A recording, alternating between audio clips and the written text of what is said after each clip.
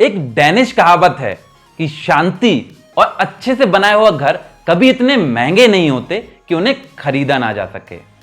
Hello सेंग्रियल्स, welcome back आपके अपने channel में, जहां आपको मिलता है भर भर के मोटिवेशन और फाइनेंशियल नॉलेज। तो आपकी हम बढ़ाते ही रहेंगे। मैं ऐसी आशा और प्रार्थना करता हूं कि इस कोरोना काल में आप और आपके फैमिली मेंबर स्वस्थ हों। तो चलिए स्टार्ट करते हैं आज का वीडियो, जहां हम बात करने वाले एक ऐसे टॉपिक के बारे में जिसको लेके हर एक मिडिल क्लास इंसान कंफ्यूज रहता है कि वो घर खरीदे या रेंट पे रहे। घर खरीदना हर किसी की लाइफ में एक बहुत बड़ा और इंपॉर्टेंट फाइनेंशियल डिसीजन होता है, क्योंकि इसके लिए आपको काफी बड़ी अमाउंट की जरूरत पड़ती है और एक कहीं ना कहीं म्यूचुअल फंड और स्टॉक्स की तरह लिक्विड भी नहीं। तो क्या वाकई में हमें घर खरीदना चाहिए या रेंट पे रह के ही काम चलाएं? एक क्वेश्चन जितना सिंपल दिखता है, इसका आंसर उतना सिंपल है नहीं। इसका आंसर बहुत सारी चीजों पर डिपेंड करता है, जो कि मॉनेटरी और नॉन मॉनेटरी दोनों ही हैं।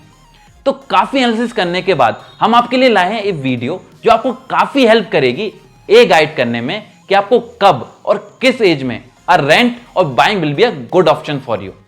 तो अपनी आंख और कान दोनों खुले रखें और मेरे साथ बने रहें इस वीडियो के अंत तक।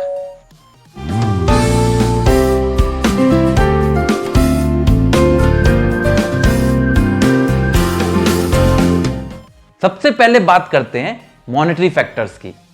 अगर शॉर्ट टर्म या मिडिल टर्म बात करें तो कहीं ना कहीं renting is a good option. चलिए इसको थोड़ा करीब से समझते हैं।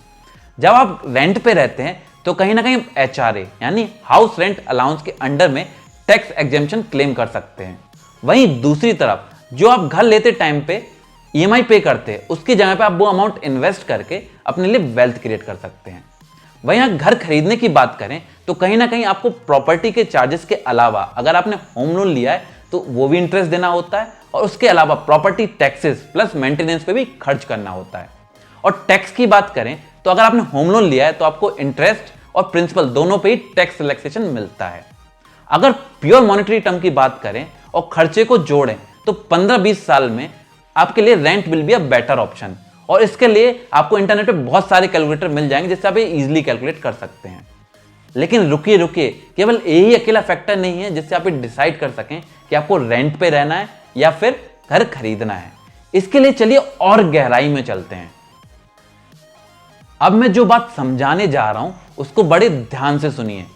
ये बात हमेशा याद रखिए कि आपका घर आपके लिए इतनी बड़ी लायबिलिटी ना बन जाए कि आपकी सारी सेविंग्स खत्म हो जाए और आप पे ऑफ भी ना कर पाएं। घर खरीदते टाइम पे आपके पास डाउन पेमेंट के अलावा इमरजेंसी फंड होना भी बहुत जरूरी है। और दूसरी और सबसे इंपॉर्टेंट बात, घर लेते टाइम पे आपको ये बात ध्यान रखनी है कि जो ईएमआई का अमाउंट है वो कहीं ना कहीं आपकी सैलरी के अमाउंट के 1/3 से ज्यादा नहीं होनी चाहिए।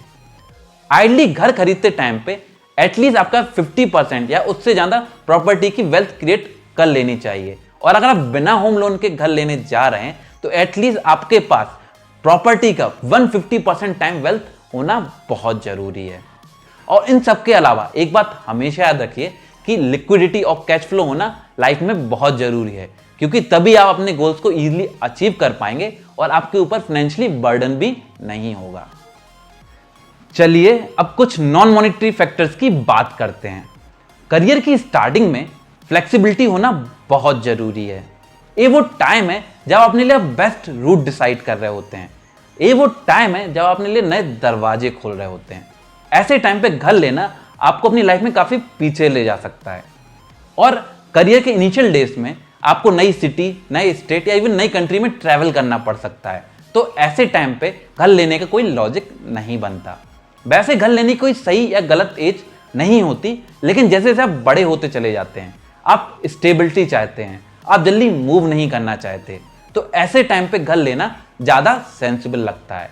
वहीं कहीं ना कहीं अगर हम साइकोलॉजिकल और इमोशनल फैक्टर्स की बात करें तो हम इंडियंस के लिए घर लेना एक बहुत ही प्राउड मोमेंट होता है।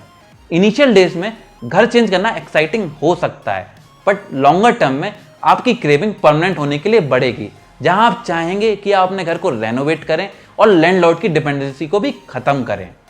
और घर लेने का सेटिस्फैक्शन कहीं ना कहीं सारी मॉनेटरी फैक्टर्स से बढ़ के है। बस यही एक बहुत बड़ा रीजन है घर खरीदने का। तो इस वीडियो से मुझे पूरी उम्मीद है कि आपके सारे डाउट और कंफ्यूजन क्लियर हो गए होंगे कि आपको कब रेंट पे रहना चाहिए या कब घर खरीदना चाहिए, और घर खरीदना है तो उसका सही टाइम क्या है। अगर वीडियो पसंद आई और कंफ्यूजन दूर हुई तो इस वीडियो को थम्स अप जरूर दें, जिससे कि दूसरे लोगों की कंफ्यूजन भी दूर हो सके। और अपने फ्रेंड्स और कलीग के साथ इस वीडियो को शेयर करके अपना प्यार जरूर बनाए रखें। तब तक के लिए सेंग्रियल्स, जस्ट रॉकेट बडी।